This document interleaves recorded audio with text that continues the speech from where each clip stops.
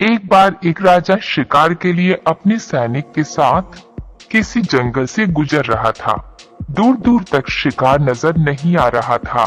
वे धीरे धीरे घनघोर जंगल में प्रवेश करते गए। अभी कुछ ही दूर गए थे कि उन्हें कुछ डाकुओं की छिपने की जगह दिखाई दी। जैसे ही वे उसके पास पहुंचे कि पास के पेड़ पर बैठा तोता बोल पड़ा, पकड़ो पकड़ो, एक राजा आ रहा है।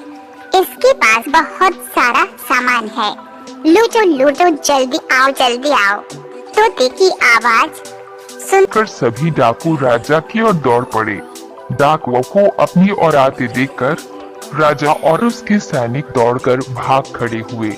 भागते भागते कोसों दूर निकल गए। सामने एक बड़ा सा पेड़ दिखाई दिया। कुछ देर सुस्ताने के लिए उस पेड़ के पास चले गए।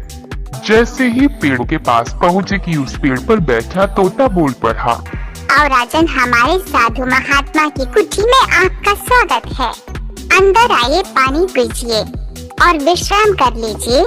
तोते की इस बात को सुनकर राजा हैरत में पड़ गया और सोचने लगा कि एक ही जाति के दो प्राणियों का व्यवहार इतना अलग अलग कैसे हो सकता। राजा को कुछ समझ नहीं आ रहा था।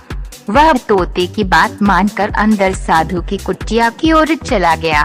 साधु महात्मा को प्रणाम कर उनके समीप बैठ गया और अपनी सारी कहानी बताई और फिर धीरे से पूछा, ऋषिवर, इन दोनों तोतों के व्यवहार में आखिर इतना अंतर क्यों है?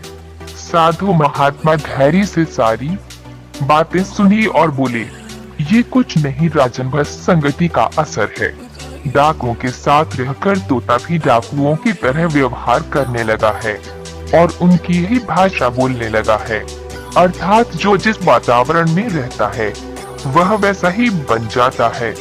कहने का तात्पर्य यह है कि मूर्ख भी विद्वानों के साथ रहकर विद्वान बन जाता है और अगर विद्वान भी मूर्खों के संगत में रहता है तो उसके अंदर भी मूर्खता आ जाती है।